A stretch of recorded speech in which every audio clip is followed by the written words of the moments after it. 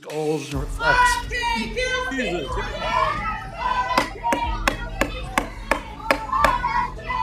Mr. Secretary, let's get the doors closed and the ruckus just totally cleared. Welcome to the Deep Dive Report Show. Frankly, I am just incredibly frustrated by the subject today.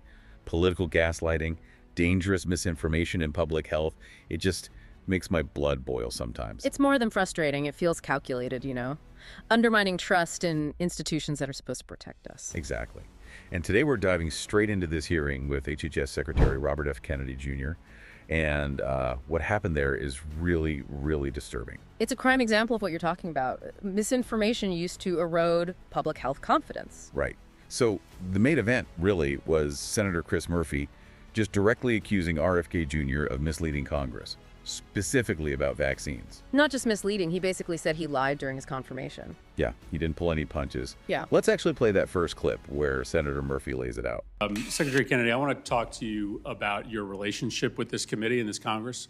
I want to talk to you about the statements that you made to the chairman of this committee and to members of this committee during your confirmation hearing about vaccines. You didn't tell the truth. I find that to be really dangerous for our relationship. If I were the chairman who believes in vaccines and voted for you because he believed what you said about supporting vaccines, my head would be exploding. In the hearing, you told us, quote, "I will not work to impound, divert, or otherwise reduce any funding appropriated by Congress for the purpose of vaccination programs." That's not the truth. Wow. Straight out of the gate. That really sets the tone, doesn't it? It puts accountability front and center. Totally. You can just hear the disbelief in Murphy's voice, quoting Kennedy's own words back at him, and Kennedy's immediate reaction. Trying to interrupt him right there. That attempt to jump in, it doesn't look great, does it? It suggests maybe not wanting to face those contradictions head on. Trying to control the narrative, perhaps. Because Murphy's first big point was about vaccine funding. You know, the money actually needed to get shots in arms. Which you'd think the head of HHS would be championing, right? You'd think. Let's hear what Senator Murphy actually accused him of doing. Repeated. During the hearing, you said to this committee and to the Finance Committee, "I will not work to impound, divert, or otherwise reduce funding appropriated by Congress for the purpose of vaccination programs." That is not what happened. You've done the opposite. You canceled $12 billion in grants to the states, including my state, that are used to administer and track vaccines. $12 billion canceled. That's massive. That affects the real world logistics. Exactly. This isn't like, oh, a rounding error. That's money for states, like Murphy said, his state included, to administer vaccines, track outbreaks, provide information.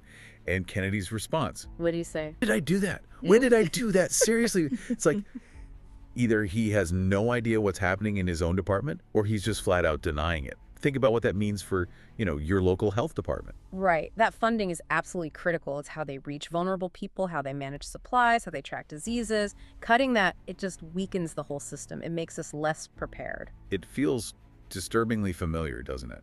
Like the playbook from the administration. Undermine science, cut funding, create chaos. Yeah, the parallels are definitely there. A pattern of devaluing expertise, cutting resources, all while maybe talking about efficiency, but the result is, well, it damages public health. And Murphy didn't stop there. He moved on to another promise RFK Jr. apparently made, this time about FDA vaccine standards. Uh-oh. This sounds like another potential contradiction. Maintaining trust in the FDA's process is so important. Right. So according to Murphy, Kennedy promised Chairman Cassidy that the FDA would stick to, quote, historical norms for vaccine standards. Sounds reasonable. Okay, historical norms. Got it. But then, Kennedy himself announces new standards for vaccine approvals. And get this, his own press release called it a radical departure from current practice. Wait, his own press release said radical departure after promising historical norms? Yep, radical departure. That doesn't exactly sound like sticking to the usual way of doing things, does it? No, it certainly doesn't. And experts were worried, right, that this departure would actually slow things down. Exactly. The concern is that these new, vaguely defined standards will actually delay getting potentially life-saving vaccines approved and out to the public. Which, in a public health crisis, delays can have really serious consequences. It's not just bureaucratic shuffling. It's like saying you'll keep the house stable while taking out the support beams. Okay, so then Senator Murphy really got into RFK Jr.'s history with the measles vaccine specifically. And this is where it gets, frankly, pretty alarming. Yeah, this is where his long-standing personal views really clash with the job, isn't it? The potential for harm seems huge here. Murphy basically said, look, you say you support the measles vaccine, but you spend all your time undermining it. And then he listed off some of Kennedy's, greatest hits of vaccine misinformation. Let's listen to a bit of that. Okay, I'm bracing myself. Vaccine wanes very quickly. You went on the Dr. Phil show and said that the measles vaccine was never fully tested for safety. You said there's fetal debris in the measles vaccine. And this morning... All true.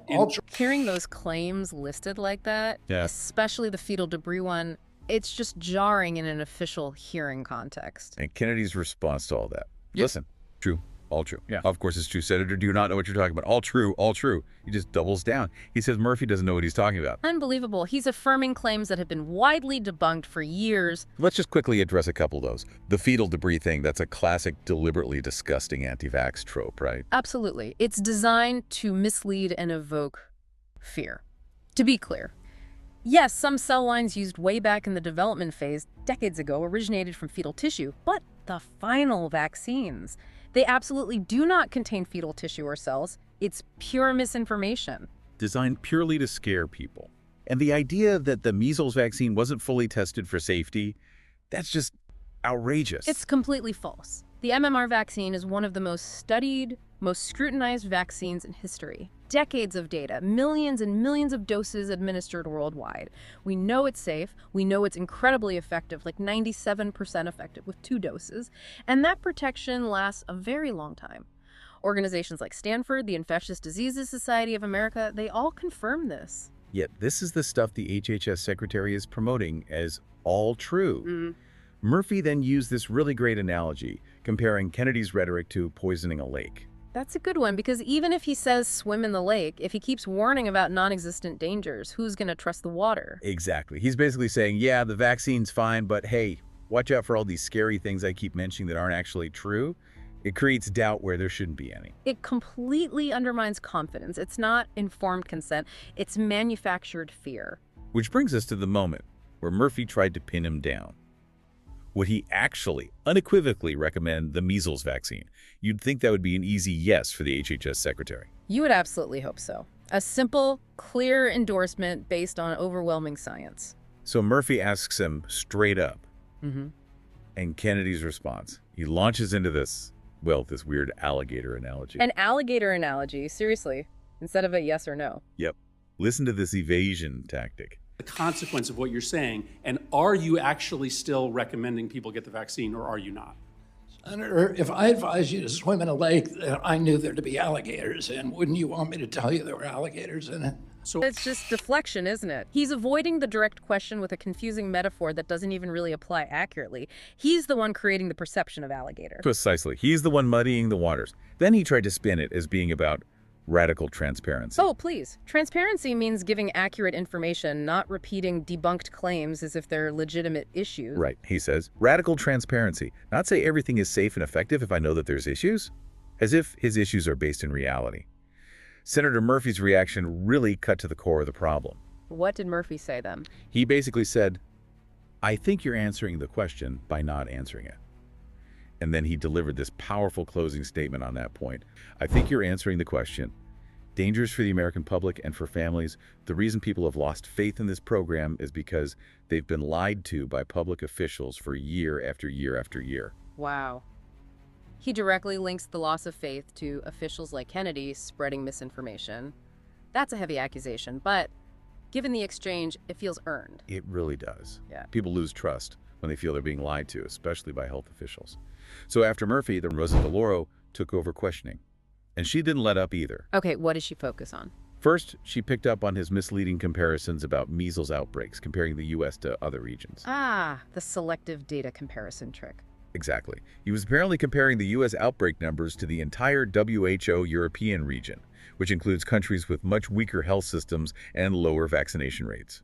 DeLauro pointed out, quite rightly, that we should be comparing ourselves to our peers, Western European nations. Where measles deaths are virtually non-existent because of high vaccination rates. Precisely. It was a clear attempt to make the U.S. situation seem less bad by choosing a skewed comparison. Then she moved on to the proposed cuts to the National Institutes of Health, the NIH, and this got really heated. Oh boy, cutting NIH funding. That has huge long-term consequences for medical research across the board. Cancer, Alzheimer's, everything. DeLauro basically accused him of lying about just rescaling the budget. She said his administration was actually proposing to cut it by a staggering $20 billion. $20 billion. That's not rescaling, that's gutting it. And she pointed out that cuts are already happening. She cited reports of a $2.7 billion cut this year already, a 35% drop in research funding, including a 31% cut to cancer research specifically. 31% cut to cancer research. That's horrific. Yeah. It directly impacts progress on treatments. She mentioned the Trump's War on Science report too, didn't she? Highlighting this isn't new. Yes, she did, drawing that direct line. And then she pressed him on whether he'd actually spend the money Congress had already allocated. You know, the old trick of just not spending appropriated funds. Another tactic we saw previously, so what was his answer? More evasion. He kept saying things like, if Congress appropriates me the funds, I'm going to spend them, even though the whole point was the funds were already appropriated. That's such a non-answer. The money is appropriated. Will you spend it or not? DeLauro must have been losing her mind. You could hear the frustration. She literally just said, unbelievable, after one of his responses. Just unbelievable. I don't blame her. And then, as if all that wasn't enough, DeLauro brought up the elimination of the CDC's Office of Smoking and Health. Wait, they eliminated the Office of Smoking and Health, the office that runs those incredibly effective anti-smoking campaigns. Why on earth would they do that? That's what DeLauro wanted to know. She laid out the facts. Nearly 500,000 Americans die each year from tobacco-related causes. It costs us $250 billion annually in healthcare.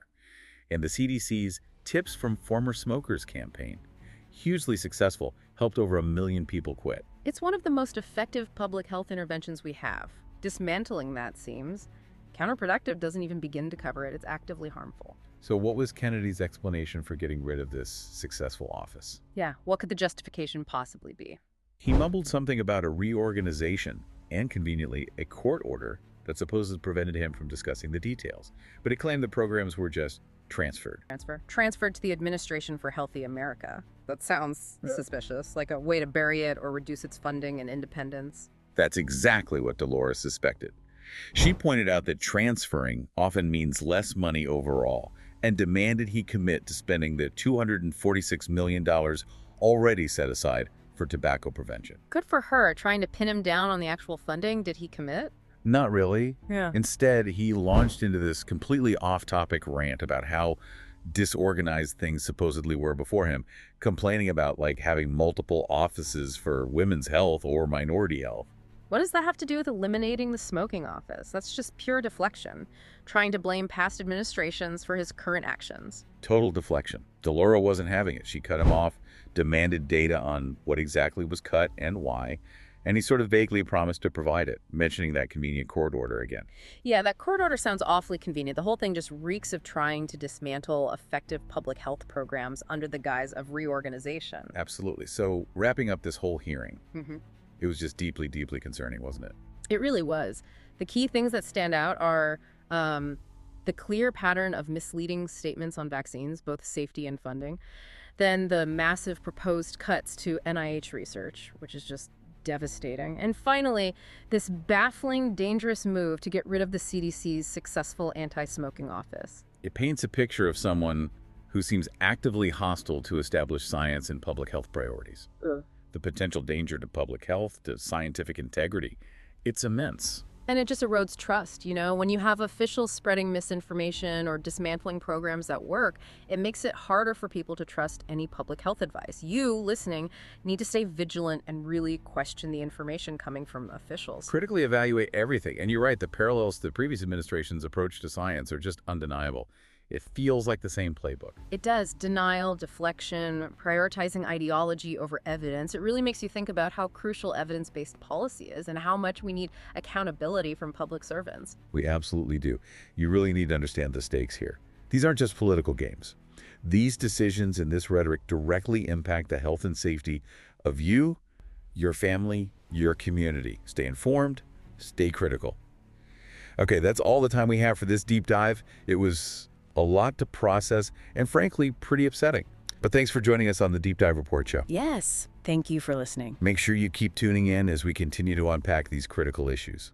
Please like, subscribe, and hit that notification bell so you don't miss our next breaking news deep dive. We'll catch you next time.